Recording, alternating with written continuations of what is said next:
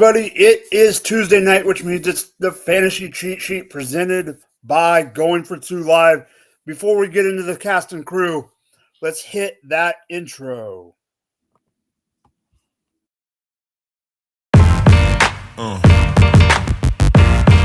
Yeah.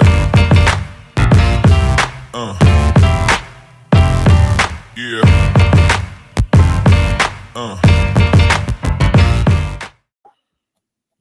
What is going on, everybody? It is Tuesday night, which means one thing and one thing only. We're here to talk Week 13. The regular season of fantasy football is wrapping up, but we got 4 games this week before Sunday even gets here. Why? Because it's gobble gobble week, baby. It's Thanksgiving, so happy Thanksgiving to everyone. Let's get straight into the crew. Jamie, what's up, my man? Oh, not much. Just want to say what's up to Albert in the chat. Always joining us. Love it. Happy Thanksgiving, everyone. And I want to congratulate all 3 of us on making the next cut in the Scott Fish Bowl. I made it by the skinny of my skinnies. Yeah, you did. I thought you were out. I was like, I swore I was out. The one week I have is okay. For people that weren't watching, because me and Jamie have been talking crud to each other on and off camera, I was in the top 100 all freaking year. And then in week 10, my team, actually, Kyler Murray and Zay Flowers decided to take a poo-poo on my plate. And I dropped and barely made it because of Lamar last night. I really needed Derrick Henry to score a touchdown last night, but it didn't happen. Jordan, welcome to the Scott Fish Bowl Week 2 playoffs. What is up, my man? I'm feeling good about that. Thanksgiving week, no buys this week. Thankfully, happy Thanksgiving, everybody. I'm ready to talk some football. All right, so let's just get straight into it. Let's get into 2 pieces of news. Let's just start off with the one that somebody asked me to bring up in the comments or when I messaged him today. And I think he just bring it up because it is relevant, kind of. But I also think he wanted me to bring this up because it has to do with his new favorite quarterback of all time, not Jacoby Brissett. Daniel Jones gets cut by the New York Giants, but that's not what we are here to talk about. What we are here to talk about is who do we think he's going to? Is he going to get re-signed? And the other reason I'm bringing it up is because Jamie wanted me to bring this up. It has been said and reported that he will not be a Las Vegas Raider. So 2 questions for each of you. 1, are you surprised that he's not going to be a Las Vegas Raider? And 2, where do you think he signs? Because I do think he signs somewhere. Jamie? I was kind of surprised because, it is Daniel Jones. There's not really much of a market out there for a guy like that. So wouldn't he jump on the first team that offered him a contract? What team he goes to? I don't know, man. Could it be the Jets if they ended up getting rid of Aaron Rodgers? Who knows? Jordan? Yeah, I was same like Jamie. I was a little shocked, but it is I don't know what the situation was exactly, but that was a little surprising to me. As far as where he goes, he wants to be on a contender, so obviously he would end up in a backup situation in that scenario. I don't know. I know Dallas isn't a contender, but he was mentioned with Dallas. I don't know where he goes. I guess if I had to throw out somebody, what about Minnesota? I don't know. Just in case Darnold gets hurt, they have the weapons around him. Just to kind of solidify that quarterback position if Darnold goes down. What about the Ravens? What do you think about the Ravens? I don't think they would want him because they want someone that runs that. I don't know. I could see it. Yeah. It makes sense if you put him behind a rushing quarterback in case the rushing quarterback goes down. He could just step in and do things like that. Like Darnold, I could see the Vikings, but I just don't see him fit the scheme. Okay. That's fair.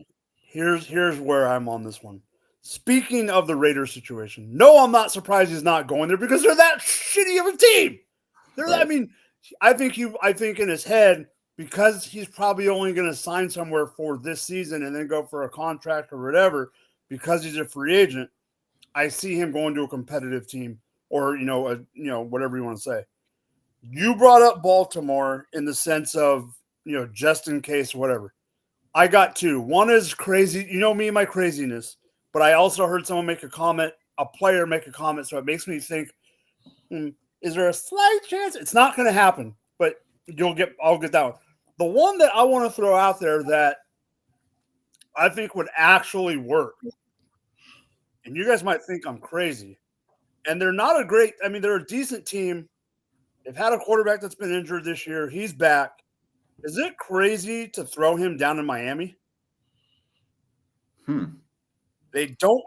Skylar Thompson and freaking Huntley didn't do diddly. And what happens if? You never know. Tua could try to slide in week 15, and Miami's doing good enough right now with the chain and everyone else. They could end up in a wild card spot. That's my could it happen? Here's my conspiracy theorist. Here's my Amy take. Conspiracy theorists unite. He is buddies with Saquon Barkley. Oh no!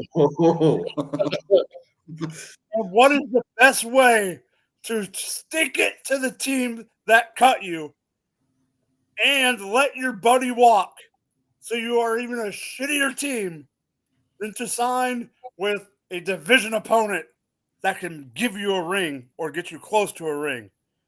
Yeah, that would be the ultimate screw you to the Giants. Am I wrong? The Giants might want that to happen because if Jalen Hurts actually gets injured and Daniel Jones steps in, that's it for the Eagles. So here's the question I have: What's worse? What's worse for the Eagles? Daniel Jones or Kenny Pickett? Oh, Kenny Pickett. See, that's my point. Then you might as well. In all honesty, I don't know where he's going to go. I think the Giants made a mistake because I don't think they should have cut him. I understand, not playing him, having him as the 3. But another piece of news that I will throw out there because it ties right into it. We got one more piece of news real quick. Danny DeVito might not even play this week. He's not 100%. You might need another quarterback. Who are you going to freaking put out there? Brian Dable at backup to Drew Lock? Just saying. Okay, so the other piece of news that I will throw out before we get into Monday Night Football, and it does have to do with the Chiefs. I do think it needs to be brought up just real quick because one reason I wanted to bring it up is because Jordan loves these guys. Kareem Hunt and Isaiah Pacheco are both going to be active on Friday against the Raiders. Reed has said today that it is going to be running back by committee. It's going to be a split for now.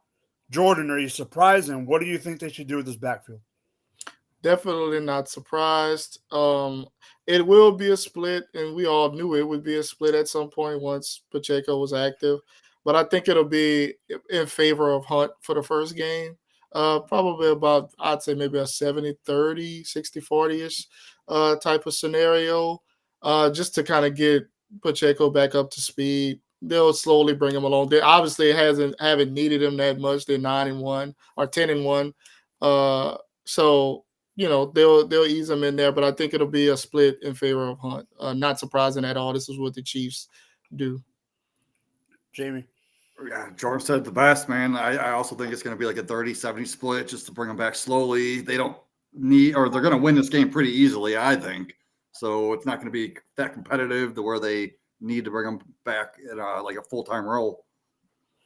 I 100% agree with both of you. I just figured we'd throw it out there, but I don't need to say any more, even as a Chiefs fan, except the fact that we're going to be on our third kicker in 3 weeks, and I'm not happy about it.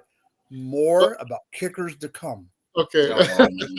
Well, no, our kicker, so Butker's out. Our backup kicker pulled his hammy, so now he's out. So now we're on our third kicker of the week in 2 weeks because we had to pick up another free agent.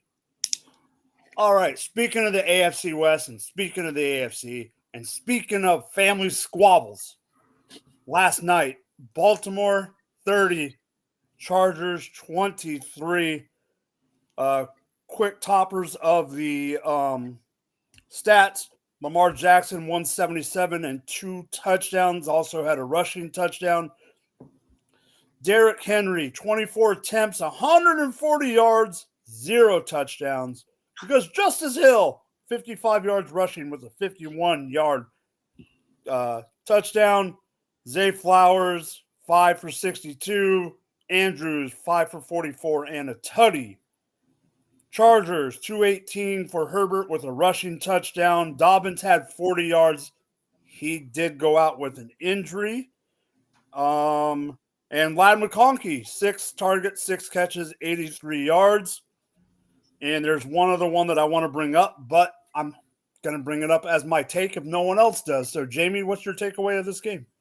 I was surprised Herbert didn't go off more than he did, only for 218 yards. Against the Baltimore Ravens secondary, I thought he was going to at least go for like 240 at the least. Another takeaway is Derrick Henry, man, smashed. I know the Chargers, they've been pretty decent lately versus the run. They haven't had many games over 100 yards allowed to running backs. So way to go, Derrick Henry. One thing, I needed Derrick Henry to get 1 catch because I took the over on his half a catch. Couldn't even get that. Not even. Like he's hit that like every game this whole year and couldn't get a half a target. I needed him to fall in the end zone, so I wasn't worried when I woke up this morning that it didn't make the playoffs. Jordan, what's your takeaway, bud? Well, I have been waiting to see if Deontay Johnson would get more involved in the offense. No, I'm not going to go too far into it. The 1 target, it's official that it won't be this year, I guess, for his involvement, or maybe there'll be playoff time.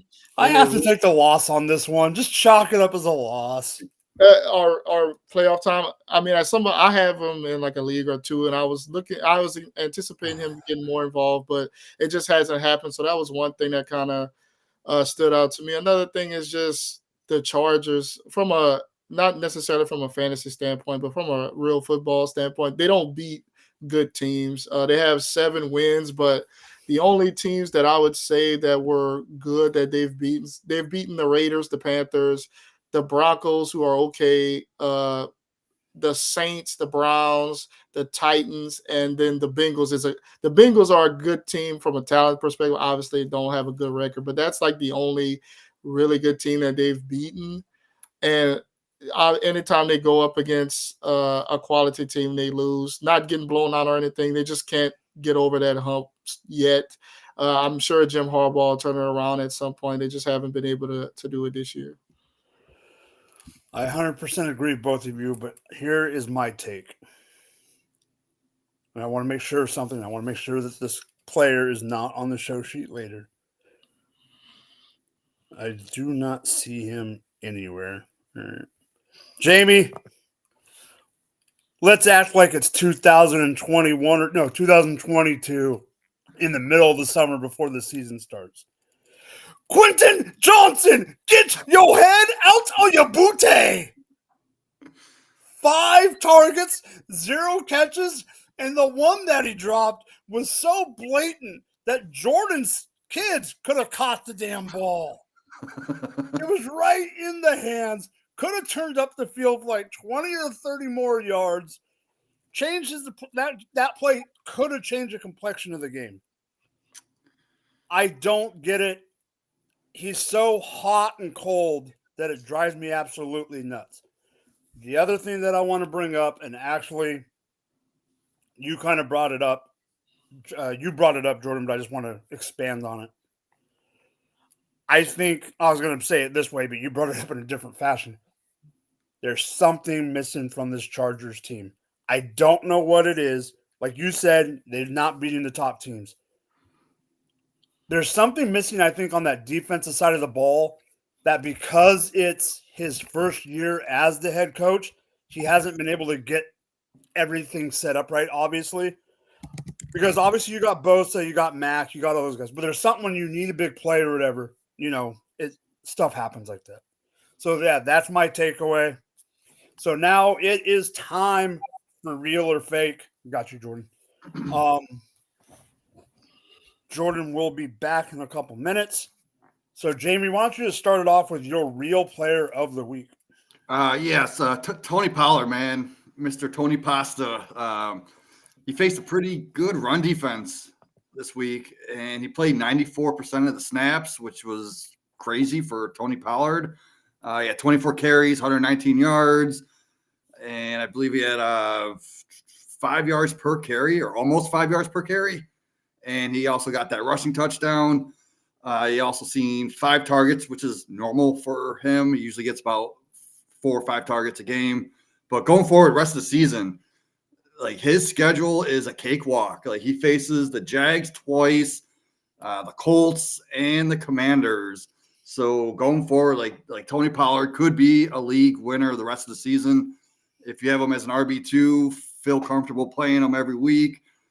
He could put up numbers like what we thought he was going to do last year as a top 10 running back.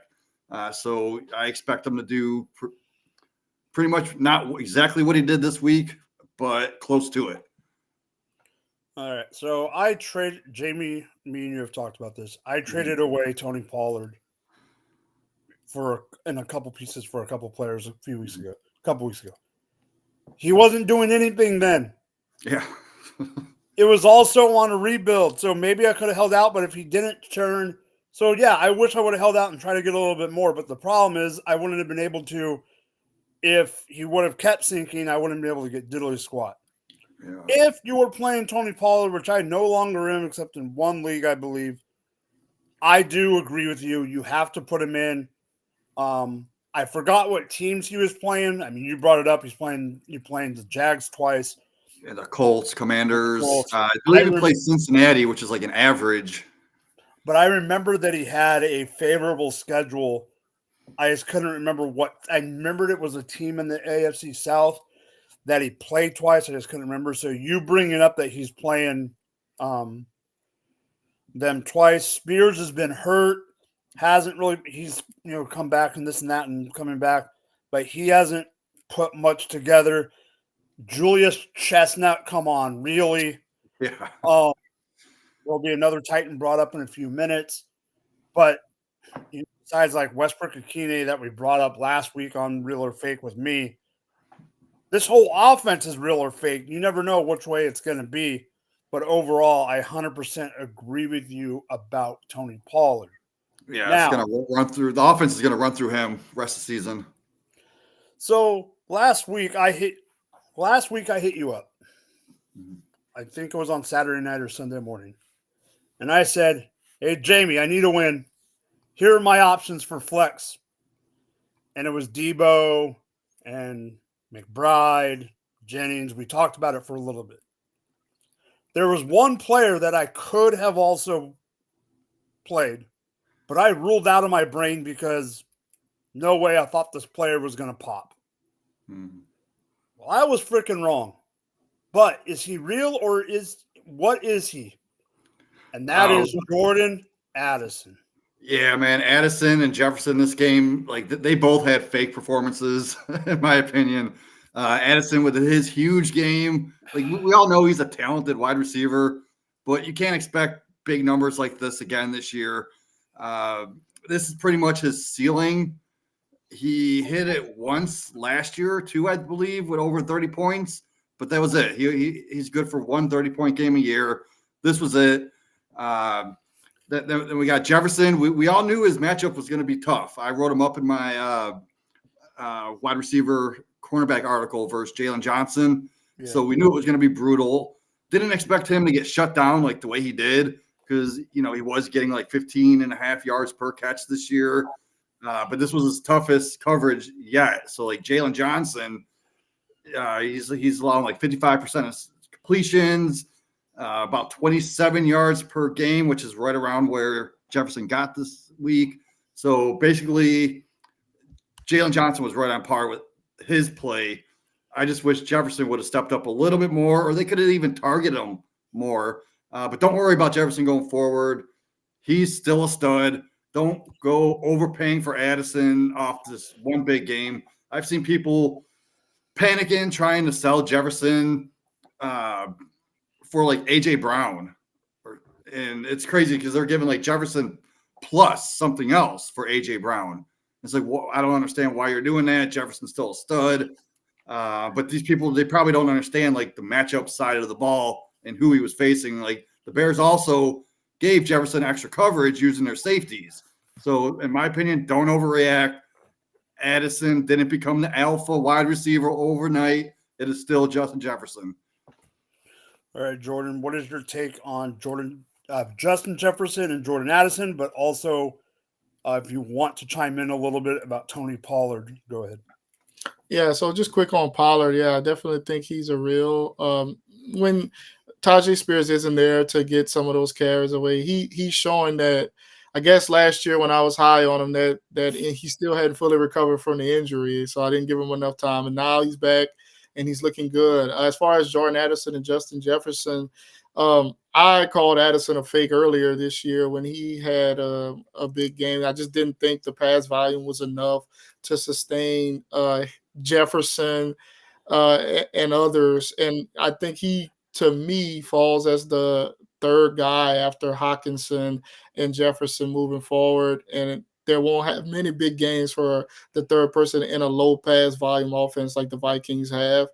And I'm not worried about Jefferson at all. It was definitely a Bears thing. And like Jamie mentioned with Jalen Johnson, he kind of they take away the wide receivers, the top wide receiver on the other team. So fluke matchup.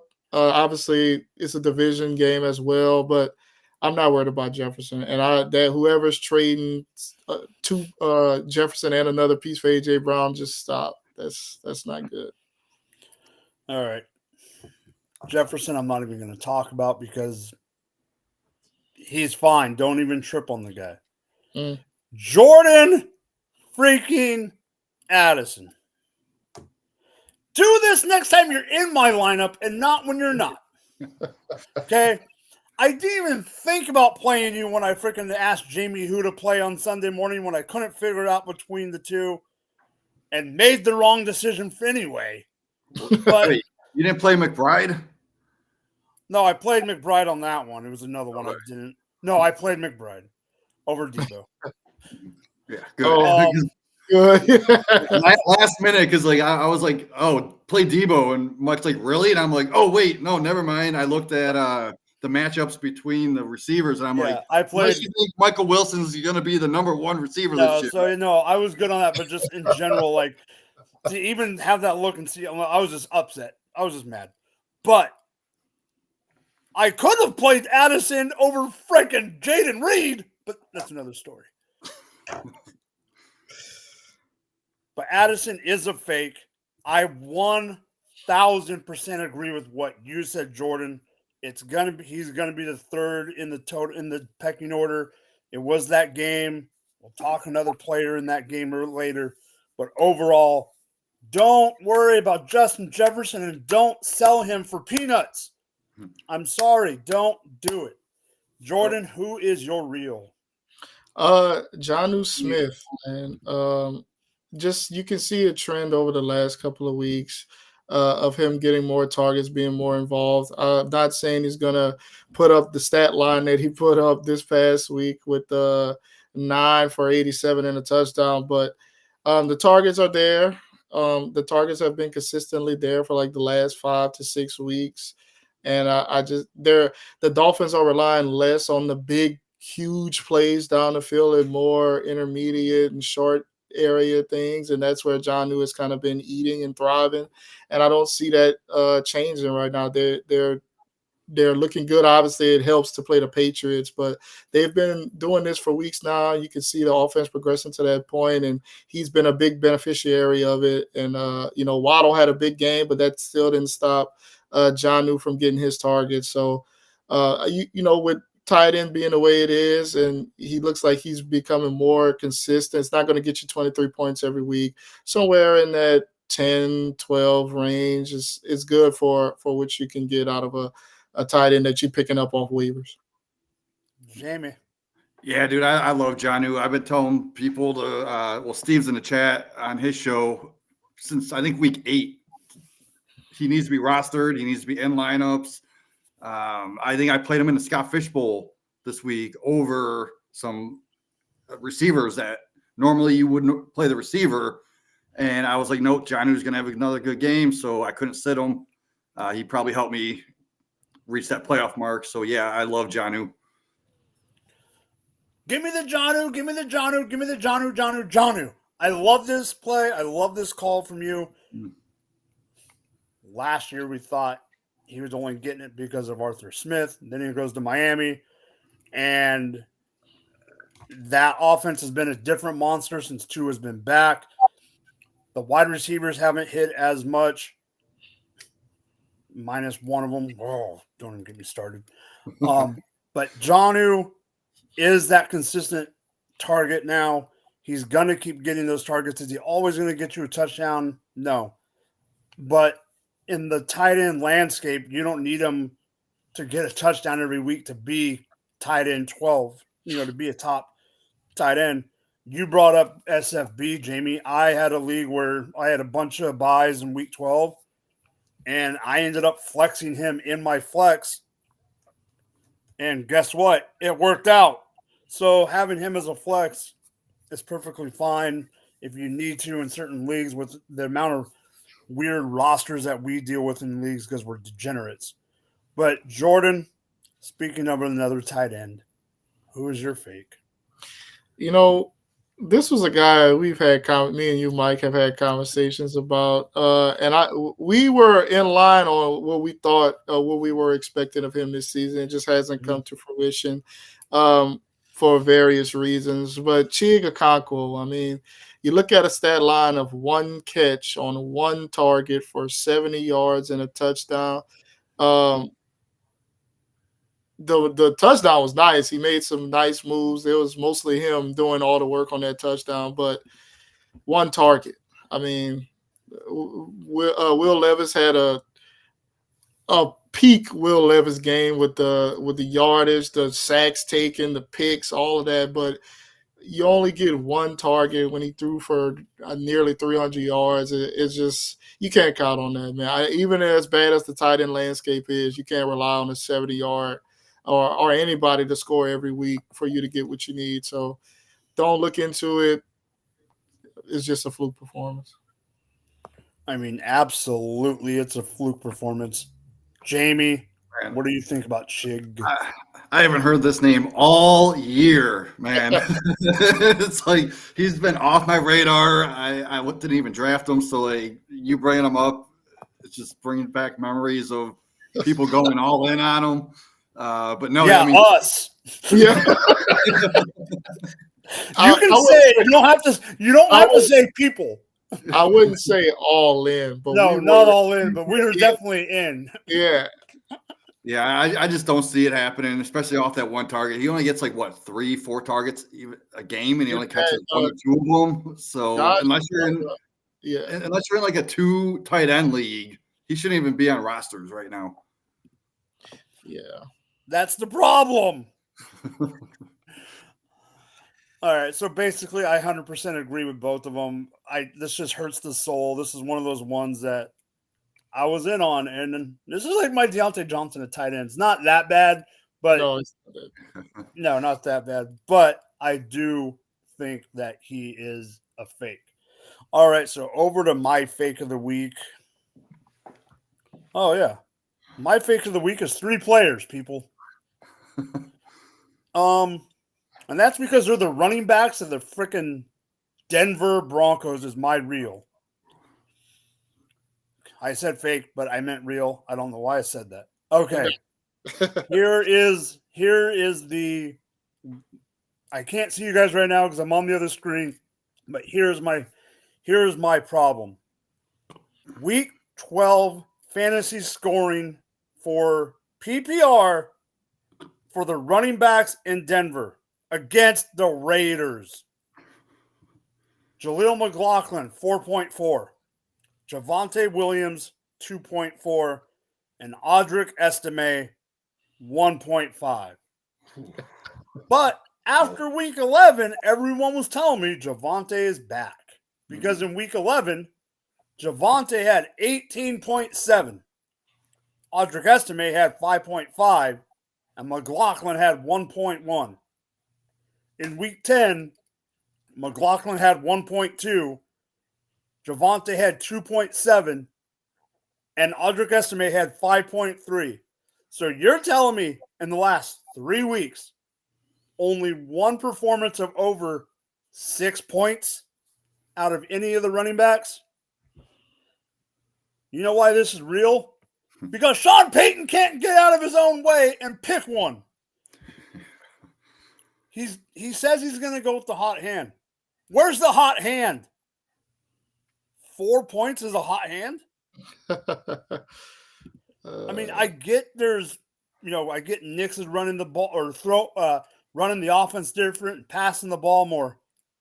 But this drives me nuts because, yes, we've talked about in the past. I thought Javonte not this year, but Javonte last year was going to be a thing.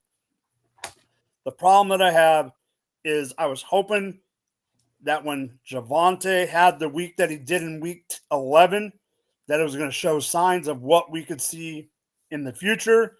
And Sean Payton, with his play calling and everything else, said no. So, Jamie, what do you think about the Broncos backfield? They're trash. Even if you combine every single one of them together, it's still not like worthy of a flex play. Didn't Williams get negative yardage on 8 carries? Yeah. Are you kidding me? He got points because of PPR. Yeah, and it's like if he's going to go with the hot hand, all right, so like you're getting negative yards on every carry and you're still going to give him the majority of the rushes. It doesn't make sense. So they're not even really using him in the passing game. He only got, 2 catches? Something like that. Yeah, I think so. And that's how he got his points. So, yeah, no, I agree. This is real because this is going to keep happening week after week. So I agree with Mike, yeah. It's real. I agree. Just because the Broncos, they seem like they've shifted a little bit also offensively from the beginning of the year. They're relying more on Bo Nix. I was just going back and kind of looking at the total running back carries. And like last week, I think it was 19. They were trailing in the first half. So I guess they threw the kind of game script wise to get back into it. But last week I went back, they blew out the Falcons 38-6. And there were only 19 running back carries, obviously split between the 3 guys. They just aren't really, but they threw the ball 33 times. They just aren't really running the ball as much as you would like. And if you're splitting that minimal amount of carries between 3 guys, nobody's going to be serviceable. And as well as Nix is playing, I don't see them changing that script anytime soon. So you just got to hope that one of those guys score. And that's unlikely with the way Nix is playing. He can also run it in himself. So you can't play any of these guys. And Sean Payton will do his thing where he mixes and matches. And next week it may be back to Estime get more carries. Who knows? Yeah, I wish Kyle was in the chat because Kyle's favorite running back this year in the rookie class, Blake Watson. I know. He's nowhere to be found. So they need to give him some run. You don't keep rubbing the wound. Don't pour salt in it. All right. So for my fake player of the week, let's see here. I need that stat. There it is.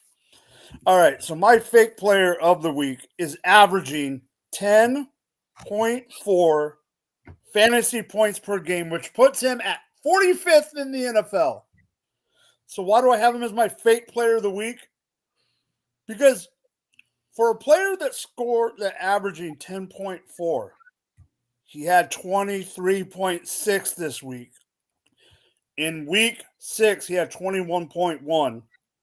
His best week besides those weeks, he has missed 1 game. Or no, he's missed a couple games.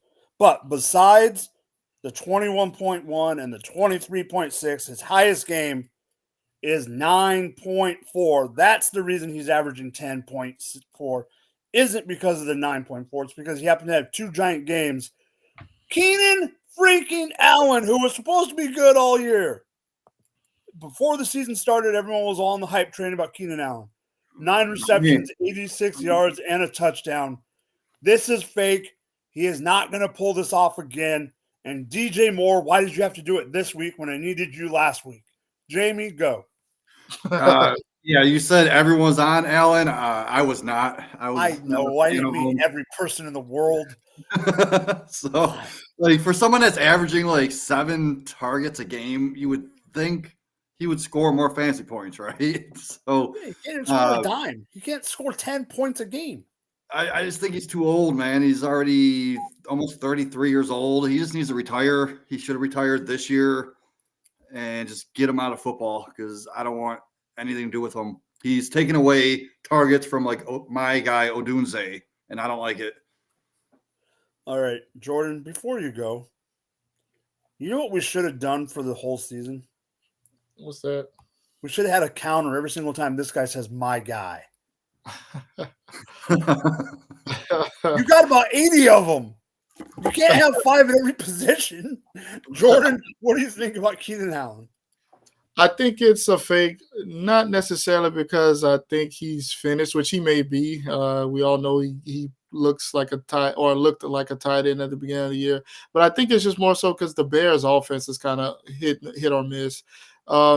Minnesota was like a funnel for pass offenses, so he was able to get. First of all, Caleb threw the ball 47 times.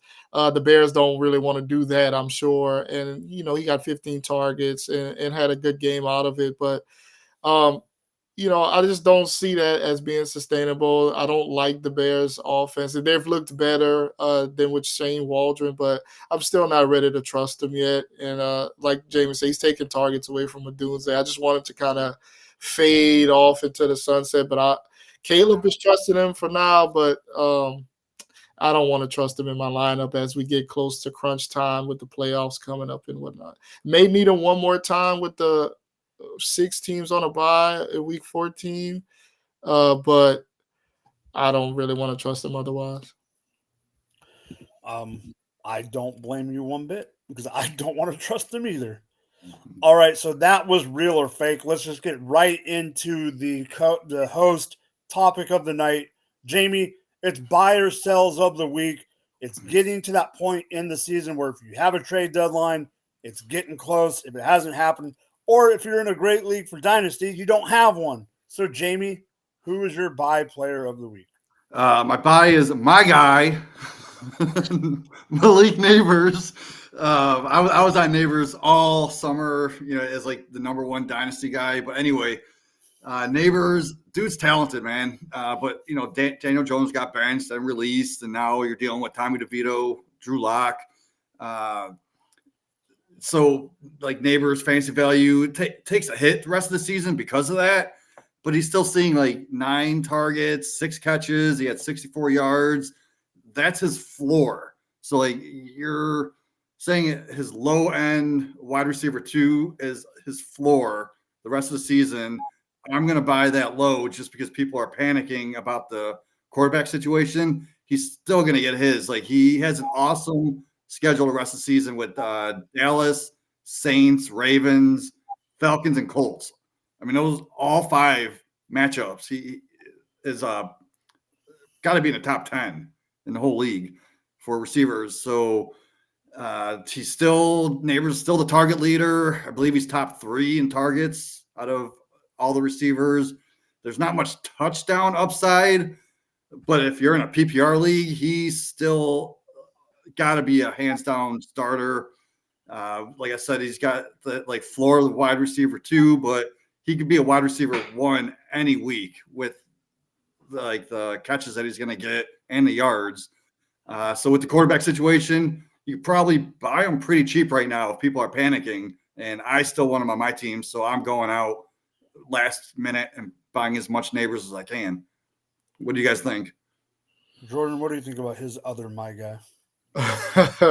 Yeah, I don't know how you have two guys. Well, you know what? Anyway, uh, I give up. yeah, I have an orgy going on, guys. Come on. God damn it. Family friendly. I'm not gonna address that. What I was No, do gonna say not. is that I'm one of those people who is worried about the quarterback situation. You mentioned that the 6 for 60 is like his floor. I don't know. I mean, I felt like that may have been his floor with Daniel Jones, but as much as I rag on Daniel Jones, he's better than DeVito, and obviously, I guess he's better than Drew Lock as well. But I would like to see what happens if Lock is like the starter, if DeVito is hurt and not playing. I would like that a lot more. I feel more comfortable knowing that Drew Lock was behind center. But I definitely think you can get him for the cheapest you'll ever get him right now. So it would be worth a shot just to see how little you can give up to get him. They're going to try to get him the ball. Whether they're successful or not remains to be seen on a consistent basis. But I know that they'll scheme it up to where he's the guy that they want to get the ball to. So that's valuable in fantasy. Obviously, like we always talk about, volume is king. So a guy that you know are going to get the targets, and you could get him for a cheap price. I'm not mad at that. I 100% agree, except I disagree because I'm still curious how much of a discount you're really going to get. I mean, Depending not on dynasty, but like in redraft. you might, but I still think the name he's one of those guys that I think the name value alone is going to stand a little bit where you're going to be able to get some of a discount, but at this point in the season, yeah, I mean if you're going for contender, sometimes you just have to suck And, it up and just go for it. and it's one of those things where he hasn't had like a huge game in several weeks. So even No. before the quarterback change, he hadn't had a huge game. So that may all factor into it. Yeah. So Jamie, you said who we need to get. Who do we want to get rid of? All right. So in week 11, Christian Watson had 150 receiving yards, showing obviously his big play potential. We all know that. But this past week on Sunday, did you see him? I'm sure, Jordan, you watched the game. He Yes. broke free for that, like what seemed to be like a sure long touchdown, right? Except he forgot to catch the ball. So I think he ended up with like 0 points last week. Yes, he did. He's probably well, dropping.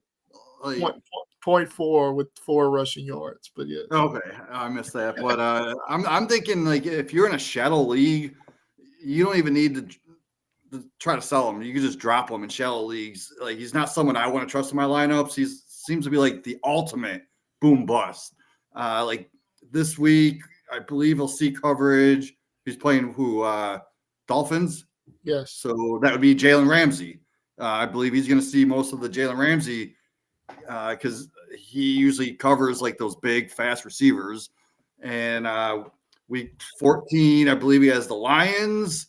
So that's Terry and Arnold. I think last time he held them to 5 catches for 31 yards. And week 15, the Seahawks.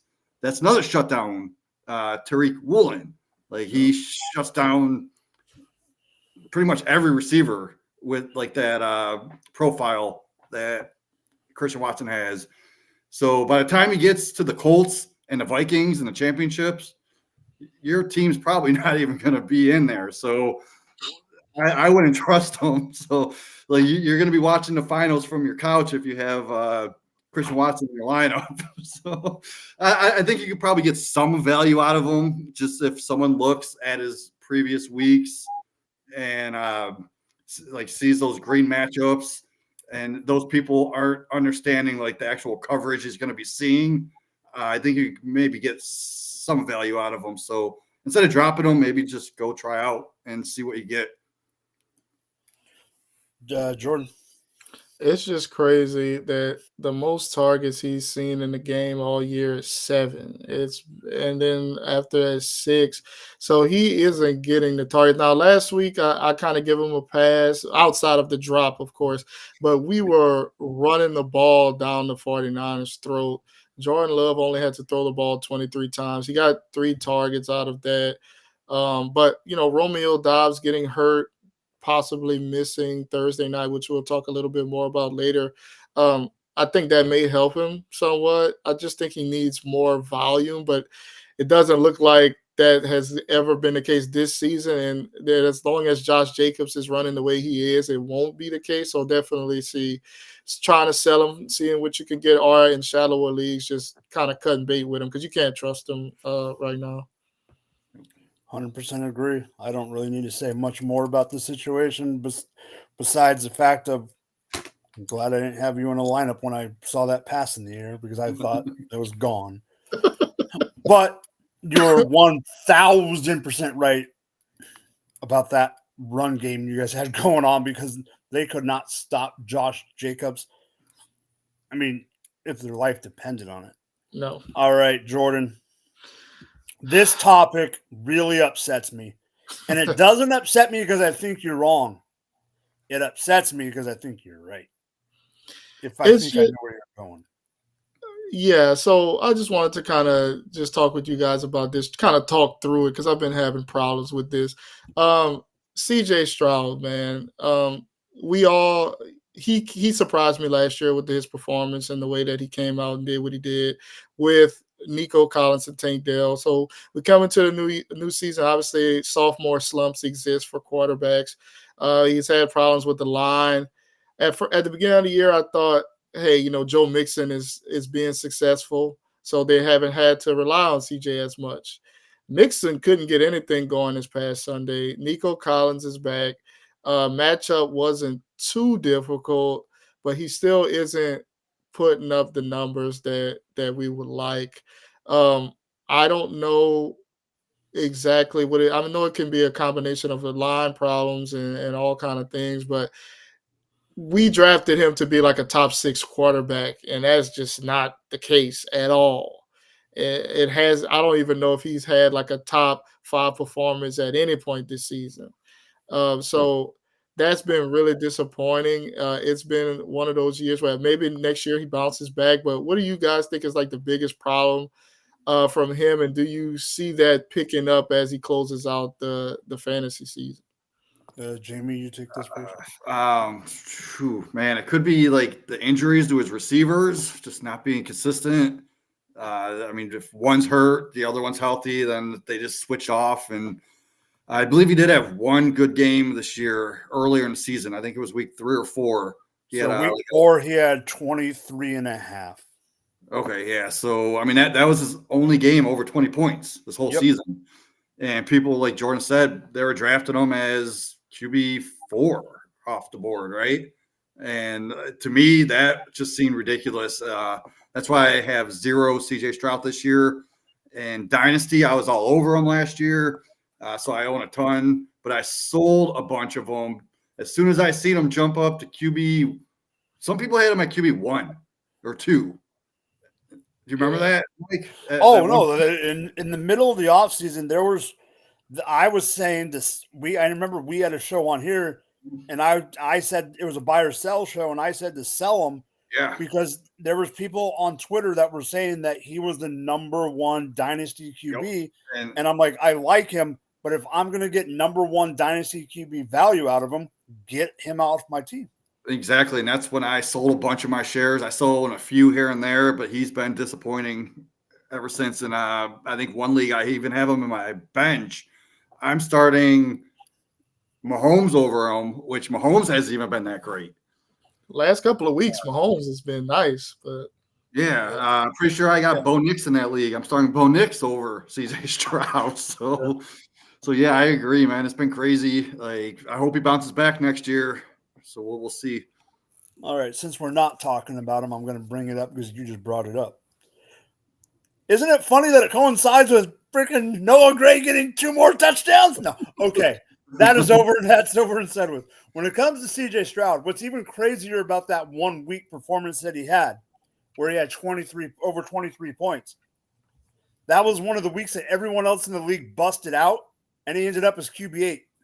So he has 23.5 and ends up as QB8 on the week because the number 1 performances that week was Justin Fields with 33, Jordan Love with 31.2, Baker with 28.9, Goff had 27.2, and Jaden had 25. So when the number 5 guy is like, so you had 1 week where he did good, but yeah, it didn't turn out to like a number 1 or 2, whatever. But overall, like you're saying, me and you were both on, throughout the year, Jordan saying, when we talked about it in our group chat with me, you, and Courtney about our the GOAT League. We talked about it all offseason. Jamie, I think me and you even had a discussion about Mixon with people, a group of us in Ohio. Yep. When Mixon came on in the year, we were all in on the like Mixon's this, and Mixon that. But like you said, Jordan, Mixon didn't have a good week 12. Nico had, a good game. A good game, but you would think that his numbers overall, does he need another receiver? Are they missing? Can't believe the team's actually missing Stephon Diggs. But are they missing Stephon Diggs more than we think? They're not using the tight ends like I thought they should at the beginning of the year. I thought Dalton Schultz would be more of a part of this offense.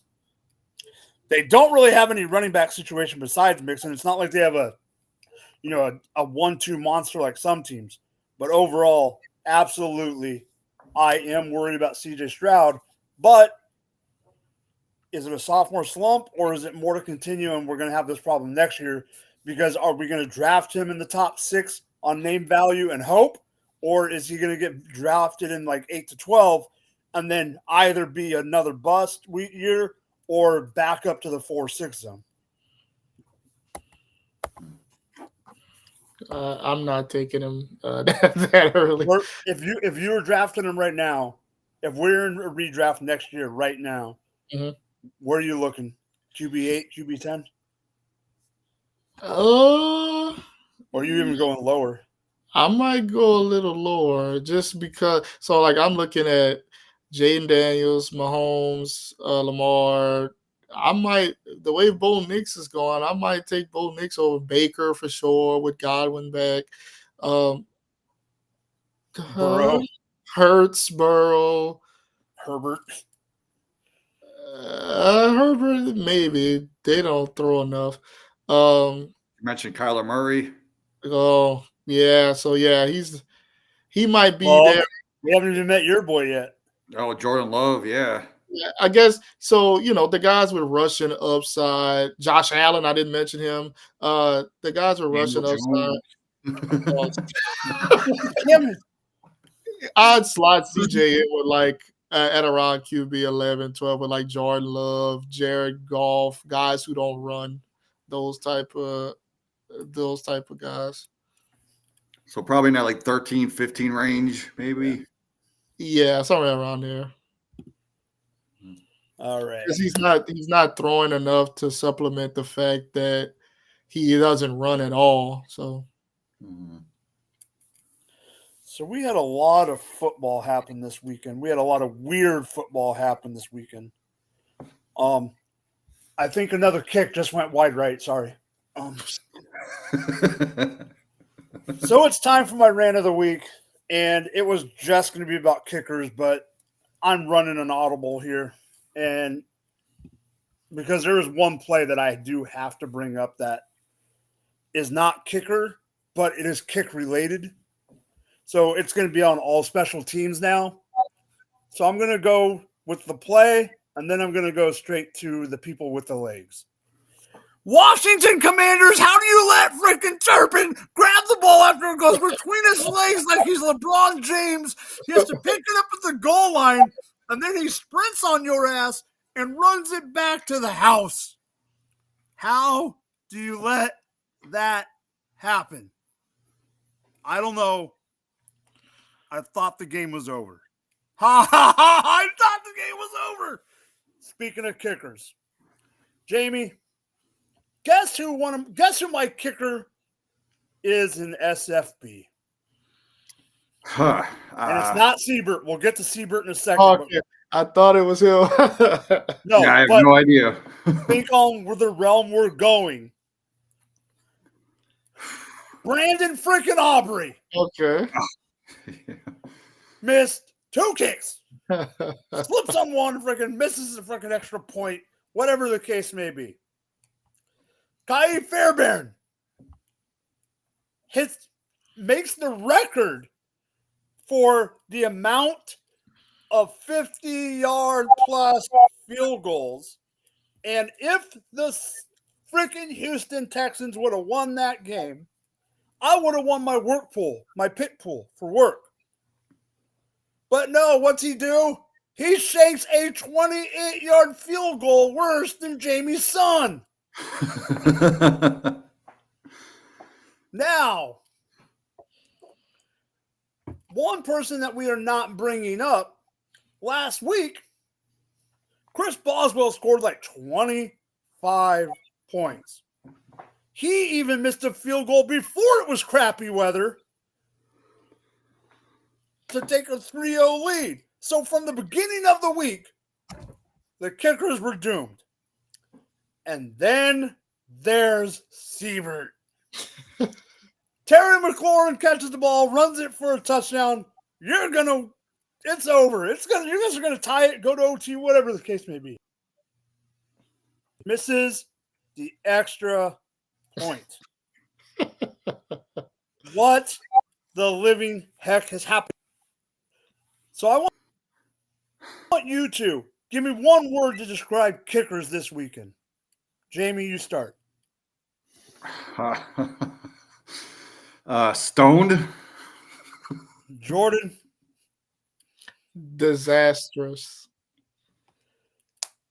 It was a disaster. I had Seibert on my team, and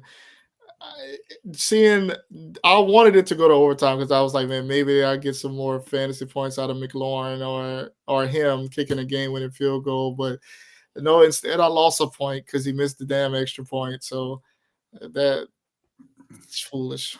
It just seems like it's been happening all year, though. Like That's the problem. Just missing extra points, missing short field goals. It's like they're kicking a big rock. So my word is embarrassing, but I got one more tagline to say. Go for two. Going for two because kickers suck. Look at that right here, going for two. You can't go for three. All right, Jamie, you ready to work? Yes, sir. All right. Got to pay some bills. Oh, wait. I need to hit that. All right. Pay some bills. Some bills. Why do I have Beyonce stuck in my head now? All right. Use the promo code GF2 for Underdog for new users. Go put your first deposit. You can do higher and lowers for every major sport, including League of Legends, MMA, whatever you want to do. There's also best ball still for the playoffs coming up and stuff like that. But best ball season starts in March, April-ish. For Jamie, it starts at 6:45 West Coast time after the Super Bowl is over at 6:44. Up to $1,000 in bonus cash. Yes, up to $1,000. Use the promo code GF2 in capital letters and get that deposit or the bonus cash deposit up to $1,000. Jamie, what was the number this year? Did you have one? Did you ever figure that out? I have no idea.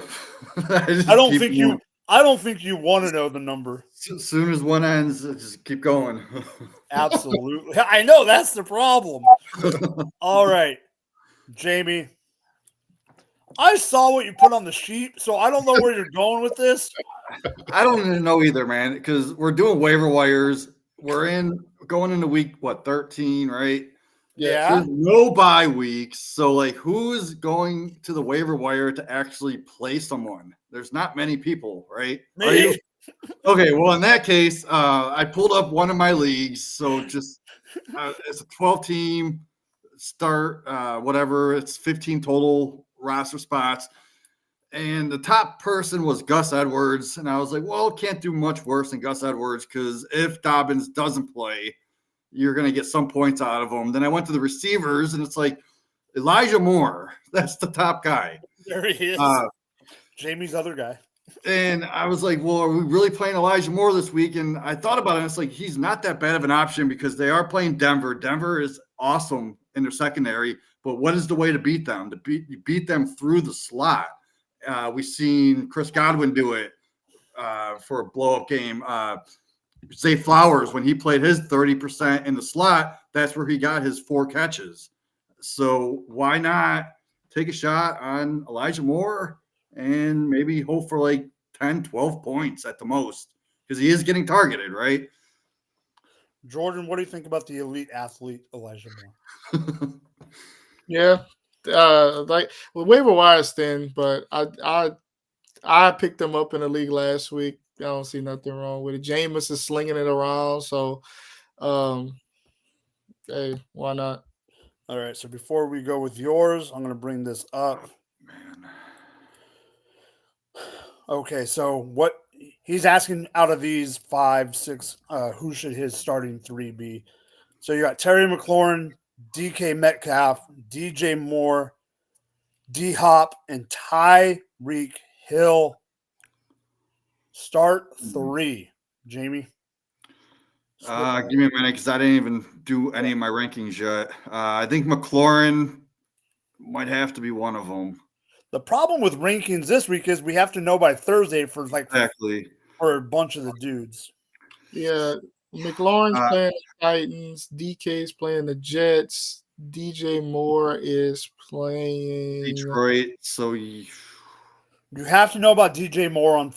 I think DJ, you have to. So DJ, you have to know by the morning. Tyreek, you have to know by the night.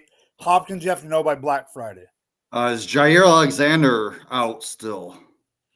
I don't think so, but I can check it. Oh. See, I think I'm going to sit Hopkins for sure. Yes, that's the first person. So we got to find out which other one we want to sit. I know who I'm sitting just because I don't trust. He hasn't been doing squat. I think I'm sitting DK. Oh, DK. I agree with Tyreek not doing much, but the one time you sit Tyreek is the time he's going to go off. Yeah. Yeah, and he also said, I know DJ Moore is getting more involved. Man, well, let's answer the best as we can. Hey, also, Blake, I am going to be live tomorrow on the RPO IDP network, so maybe you can ask again. I'll have more of a clarity. Yeah, I'm thinking Jair is not going to play on Thursday, but Tyreek should start then. Okay. Let's just start here. Blake, you're putting Terry McLaurin in your lineup, and DJ Moore and Tyreek. I think McLaurin, DJ Moore and Tyreek. Yeah, only because of the Jets situation. Like, they are pretty elite on both sides of the ball. So I agree. Yeah, because you either got Sauce or DJ Reed. I'm worried about McLaurin with the Titans. The Titans defense has been pretty good, and McLaurin got saved by that long touchdown last week. Otherwise, his numbers would be horrible. So I'm worried. I'm a little worried, but DK has a tough matchup too, so it could kind of go either way. I think all these guys have to be in the top 24. So good choices. So, Jordan, you brought it up earlier that there might be some situation with Dobbs being injured. So I know you have a couple listed. So who's your waiver wire?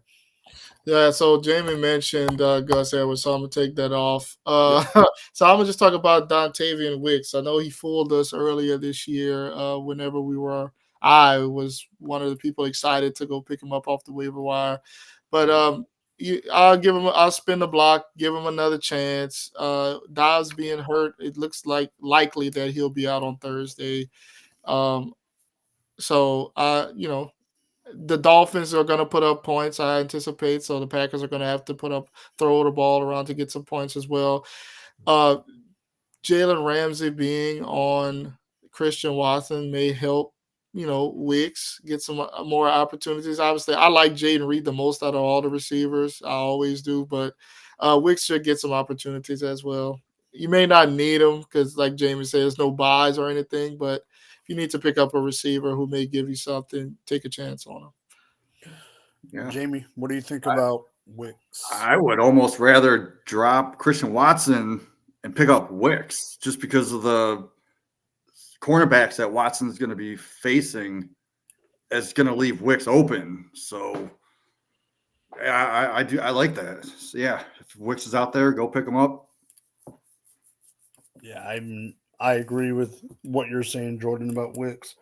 I mean, it's a little risky to do that part, Jamie, but overall, but at this point, but the problem is if you need the upside, if you're in a league where you're struggling or you're, in the playoffs, trying to make the playoffs, you just have to do it. All right. So there was a play in a game. We've talked about the game plenty tonight.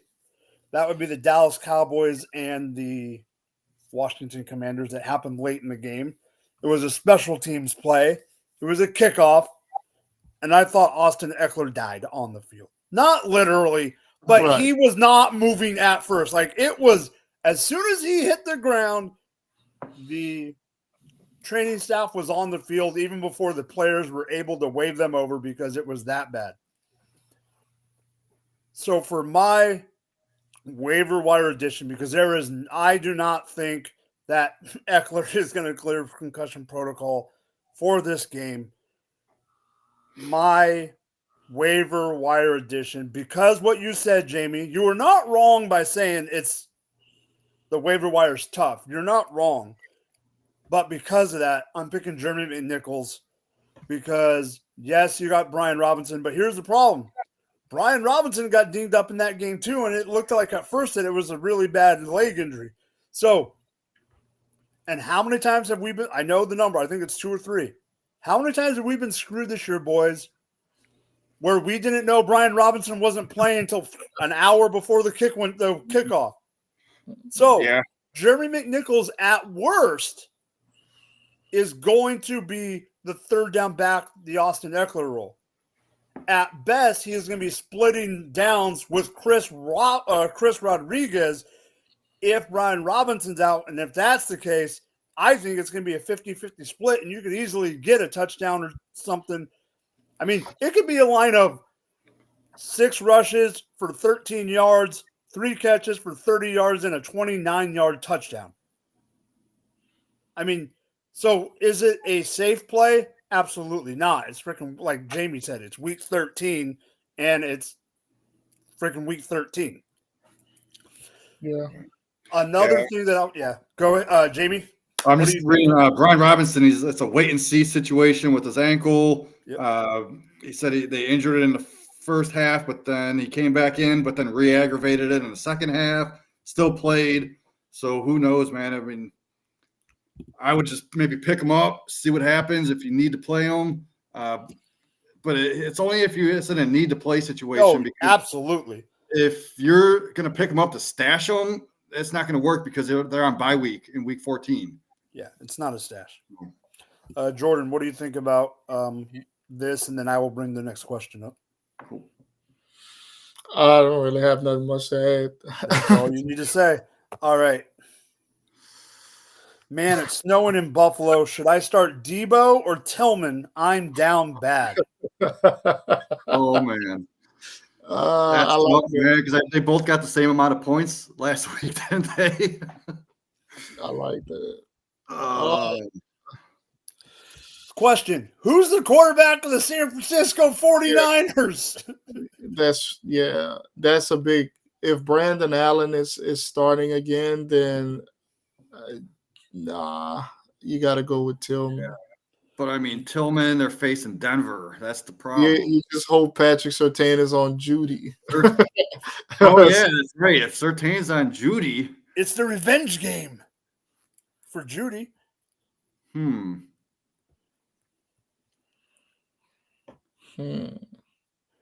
I still might just go Debo. Flip a coin. He does got that upside. He's going to be rushing the ball. Yeah, that's true. Debo does play. Who's Debo playing? Buffalo. Buffalo. Okay, so Buffalo, they do play more zone coverage than other teams, and Debo usually does better versus zone coverage. Yeah. So I would take a chance on Debo. All right. So before we get it out of here, the one thing I do want to bring up, because I had a couple people ask me at work what they should do with lineups today before waiver wire, because there's a couple work leagues going on that I'm not a part of that people always ask me crap. And I was looking at someone's lineup, and something came to my brain that I wanted to bring up. I'm not saying every person with a Q on their name when I say this, because now if you miss a practice for whatever reason, it doesn't matter if you get your tooth pulled, they have to listen to as questionable. Okay? I'm talking about the players that are truly, we don't know if they're going to play, and we're going to find out Saturday. If you need the win, if it's going to be close, and their replacement on your team plays on either Thanksgiving or Friday from Black Friday game, suck it up, and you're going to have to put the backup in on certain games. You're not going to have a choice. I got a coworker that's worried about Kittle again because he got put at questionable. I don't have a problem with Kittle, but I told the person, I go, it's up to you to make the decision. But your backup is Jonnu. So if you feel that Kittle will not play on Sunday, just play Jonnu and leave it alone. And if you need to play Kittle in his flex, then you could do it. But my PSA is, if you do have players and you don't have the spot, play your backup, because if you don't play your backup, then you're really going to be down if something does happen on Sunday. Any thoughts on that? Because I know sometimes we bring weird schedule stuff up in the show. Yeah, no, I mean, that's perfect. Just make sure when you're playing your Thursday players, put them in your actual wide receiver or running back spot. Don't leave them in your flex just in case. They need to bring back the probable tag. I miss that. Yeah. I mean, someone's out because he freaking, I forget who it was, but like one game not too long ago, someone literally had it was like a tooth pulled, and then they put him at questionable. It's like, dude, the guy is going to be playing. He got a tooth pulled. I get that he was out of practice, but they're just going to shoot him up with Toradol and he'll play. Don't worry. Yeah. All right. So we are at an hour and 12 minutes. I know it's getting late for you guys back east. Let's throw it around the horn. Jordan. Good. Happy Thanksgiving. Happy Thanksgiving, everybody. Let's enjoy some good food, some hopefully good football, except for that 3:00 game with Dallas and the Giants. But I'll see you guys next week. Jamie. Yeah, we're here every Tuesday. Find my article at Fantasy Six Pack. Also, we do the Start Sit Show Sunday morning, and tomorrow we're doing a special live show on the RPO Football Show Network. Come check us out. Ask us some questions in the chat. All right, everyone. You know where to find me on the X little thingy, whatever you want to call it, X, Twitter. I'm still calling it Twitter. I don't care. You can find me here on Tuesday nights. You can find me Friday nights over on the Run Boys Network. Normally, probably not this week because it's Thanksgiving weekend and I plan on chilling. But other than that, enjoy Thanksgiving dinner. Enjoy the turkey. Enjoy the family. Everyone, I mean that. And enjoy the football. But like Jordan said, we might be getting Cooper Rush versus Drew Lock. So it is going to be a great afternoon. But for Jordan, I am Mike and Jamie.